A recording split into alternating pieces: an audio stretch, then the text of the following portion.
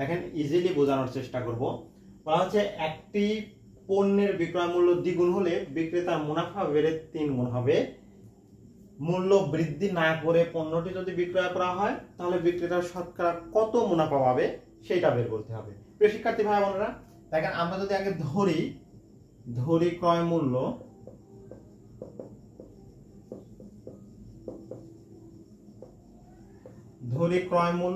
x টাকা এবং বিক্রয় মূল্য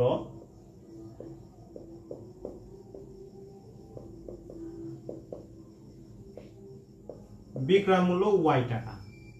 প্রিয় শিক্ষার্থী ভাই বোনেরা, তাহলে ক্রয় মূল্য যদি x হয় আর বিক্রয় মূল্য যদি y হয় তাহলে লাভ কত? তাহলে লাভ ইকুয়াল টু আমরা লিখতে পারি লাভ equal to y minus x, অর্থাৎ বিক্রয় মূল্য থেকে ক্রয় মূল্য বাদ দিলেই লাভ পাওয়া যায়। খেয়াল করেন, বিক্রয় মূল্য থেকে ক্রয় মূল্য বাদ দিলেই লাভ পাওয়া যায়। ওকে প্রিয় শিক্ষার্থী ভাই বোনেরা, এখন বলা হচ্ছে যদি বিক্রয় মূল্য দ্বিগুণ করা হয় তাহলে বিক্রয় মূল্য দ্বিগুণ করলে কত হবে? বিক্রয় মূল্য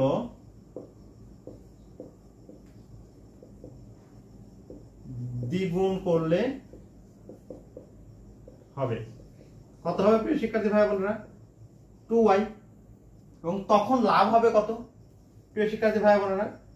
তখন লাভ হবে হচ্ছে 2y মাইনাস x টাকা, অর্থাৎ বিক্রয় মূল্য থেকে ক্রয় মূল্য বাদ দিলেই লাভ।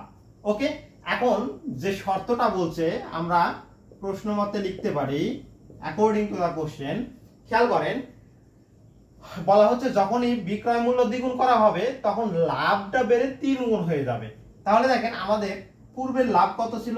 পূর্বের লাভ ছিল হচ্ছে y মাইনাস x, এবং পরবর্তী লাভটা এই লাভটা বেড়ে 3 গুণ হয়ে গেছে, অর্থাৎ 2y মাইনাস x এইটা যে লাভ, এই লাভটা বেড়ে আগের লাভের থেকে 3 গুণ হয়ে গেছে। তাহলে আগের লাভটা 3 গুণ কম আছে প্রিয় শিক্ষার্থী ভাই বোনেরা, তাহলে যেটা 3 গুণ কম আছে সেটাকেই 3 দ্বারা গুণ করে দেব। যে লাভটা 3 গুণ কম আছে সেটাকেই 3 দ্বারা গুণ করে দিলেই লাভটা সমান হয়ে যাবে 2 বারে। ওকে প্রিয় শিক্ষার্থী ভাই বোনেরা, তাহলে কত হচ্ছে? 3y মাইনাস 3x ইকুয়াল হচ্ছে 2y মাইনাস x। এখন এটা বিয়োগ করলে কত হচ্ছে? বিয়োগ করলে y ইকুয়াল টু হবে হচ্ছে 2x।